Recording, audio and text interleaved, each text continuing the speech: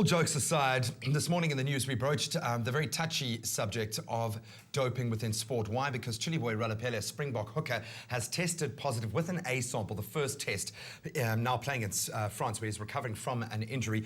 We brought in psychologist Roux to talk about the pressures in modern day sports, in professional sports, and I also asked if we could broach youth sport because it's there becoming very prevalent as well. Roux, thank you so much for joining us. Pleasure. What drives, in a nutshell, we know that there is a very high standard, but what drives a professional athlete, knowing full well that there is such a high likelihood of getting caught, to do that, to take that step of doping or trying to enhance their physicality to that degree? Well, what we need to understand is there's internal and external pressures that actually is taking place. So the internal pressure, we can understand that there's a kind of need to be accepted and to be loved. So the belief that we have is that the better we perform, the more we'll be accepted and loved. And that then, if you combine that with the external pressure of there's the expectations of the coach, the fans, the nation, if you put that together, it becomes completely overwhelming.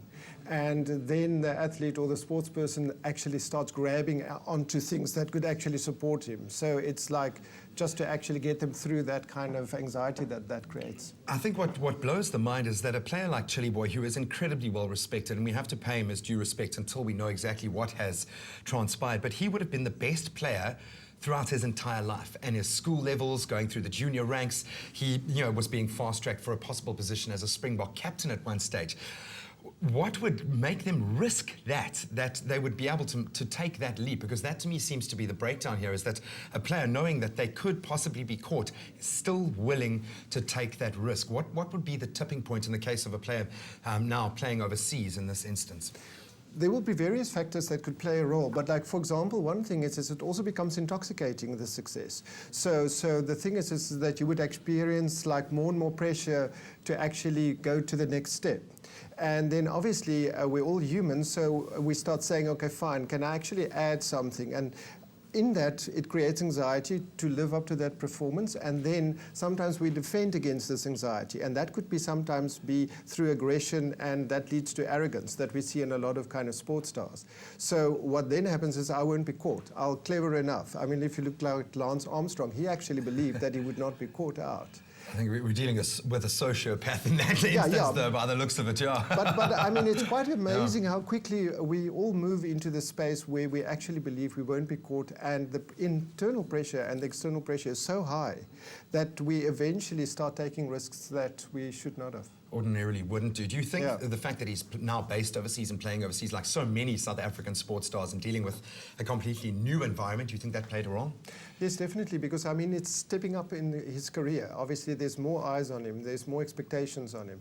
And as I said, that creates that anxiety. So if you don't have your normal support structures, then we start actually seeing what we can actually hold on to. So sometimes it's in desperation, and then obviously the higher you're up, the fear of actually failing becomes more, because you can fall further. If we can round it off, because this is an area of special focus, I think, for the show, and we see it so much in schools now, the pressure to perform. What is driving, do you think, the doping issues that we are finding at schoolboy rugby level, and not just schoolboy rugby, but other sports as well? Hone in on that for a while.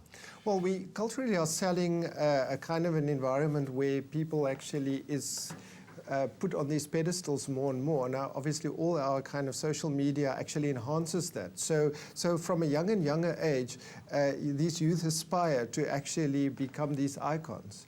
And when you then are approached by people or by situations where you can say, well, we can help you get there quicker, more dramatically, for all the kind of reflection that creates, then obviously a young person is very much at risk there. Is far more susceptible to it. And unfortunately, the reality is that if you get caught doping at a younger age, your sports career is all but over. So this is a very stern warning that no one is exempt. You will be caught out. Rather seek professional help when you need it. There is always a better way.